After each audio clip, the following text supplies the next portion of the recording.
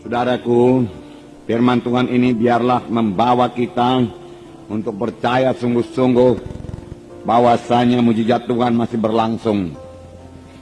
Bahwasanya penginjilan yang berhasil adalah penginjilan yang disertai dengan kuasa Tuhan, yang disertai dengan tanda-tanda, yang disertai dengan kesembuhan orang sakit, yang disertai dengan kebebasan yang terikat. Itulah dia macam penginjilan yang dilakukan oleh Tuhan Yesus. Dan Tuhan sendiri berkata, pekerjaan-pekerjaan yang aku kerjakan akan kamu kerjakan. Bahkan pekerjaan-pekerjaan lebih besar daripada ini karena aku pergi kepada Bapa. Ini bagi setiap orang percaya. Biarlah firman Tuhan ini membuat saudara percaya bahwasanya mujizat masih berlangsung. Dan Tuhan mau memakai saudara dalam hal ini. Dan juga terlebih lebih membuat saudara lapar dan haus akan pelayanan yang berkuasa. Lapar dan haus akan tanda ajaib, tanda mujizat. Lapar dan haus akan karunia Roh Kudus yang memang sudah diberikan Tuhan pada gerejanya, terlebih gerejanya pada akhir zaman ini. Firman Tuhan berkata, mintalah maka akan diberikan kepadamu, carilah maka kamu akan mendapat, ketuklah pintu maka pintu akan dibukakan bagimu. Siapakah yang mau mencarinya dengan sungguh-sungguh? Nah, oleh sebab itu mari kita rindukan, saudaraku, kuasa dan tanda mujizat Tuhan ini. Jangan puas, saudaraku, dengan pelayanan yang biasa-biasa saja, ya. Harus terjadi mujizat Tuhan dalam tiap-tiap kebaktian kita, amin. Karena Tuhan kita ajaib adanya. Kalau saudara membaca kitab Kisah Para Rasul, karena itu kisah perbuatan dari Roh Kudus, amin. Ya, mujizat Tuhan banyak kali terjadi dalam Kisah Para Rasul. Dan biarlah pada zaman ini lebih banyak lagi mujizat Tuhan. Amin. Kita akan membaca Kisah Rasul pasal 8 ayat 1 sampai 13. Haleluya. Jadi Simon yang tukang sihir ini juga takjub melihat tanda-tanda dan mujizat-mujizat besar. Tanda-tanda yang besar, mujizat-mujizat yang besar terjadi. Jadi banyak tanda, banyak mujizat. Amin.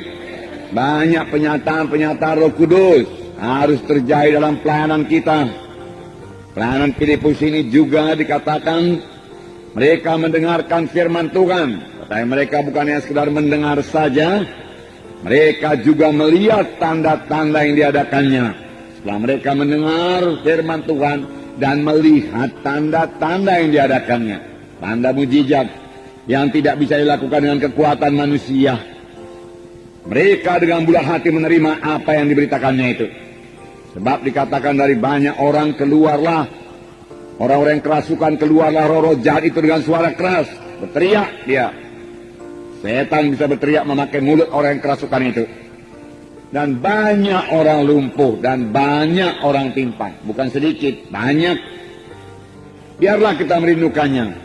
Biarlah kita lapar dan haus akan hal ini. Karena inilah dia pelayanan Tuhan Yesus. Dan Tuhan Yesus berkata, pekerjaan yang aku kerjakan akan kamu kerjakan.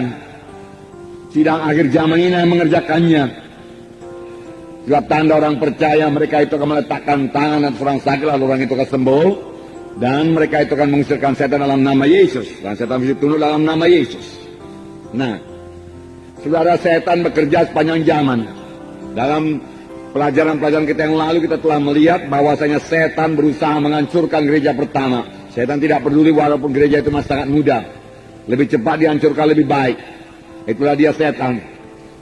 Ya, pada waktu terjadi mujizat Tuhan, orang lumpuh disembuhkan, saudaraku. Kemudian mereka mengancam rasul-rasul dan berkata kepada Petrus dan Yohanes, jangan lagi mengajar dalam nama Yesus.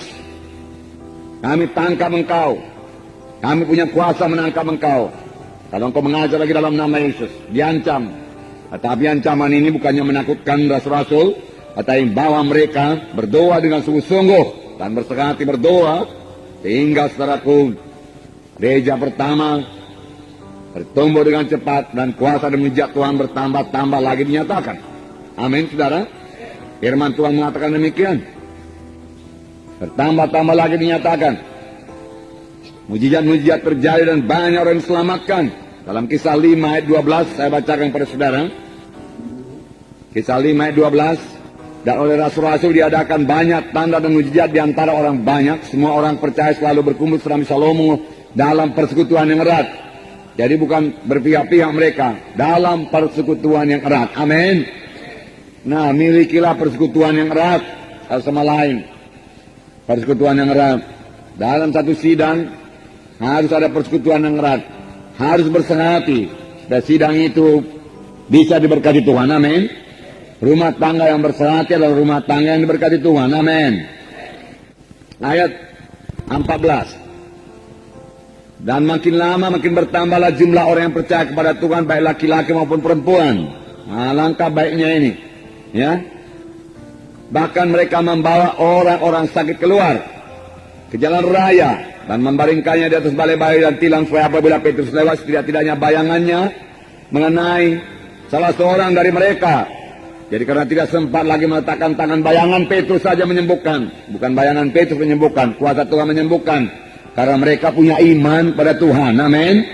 Dan bayangan Petrus itu hanya sebagai point of contact saja. Ya. Mereka sembuh. Ayat 16. Dan juga orang banyak dari kota-kota sekitar Yerusalem datang berduyun-duyun dan membawa orang-orang yang sakit dan orang-orang yang diganggu roh jahat. Ada yang sakit, ada yang diganggu roh jahat. Jadi ada roh jahat mengganggu, hati-hati. Ya. Kita bukanlah orang yang mau bersoal jawab, berdebat-debat. Kita perlu menyatakan tanda ajaib, tanda mujizat, membuktikan bahwasanya Yesus hidup dan dia bangkit daripada kematian. Dan dia bekerja. Amin. Saudara bisa melaksanakannya, saudara.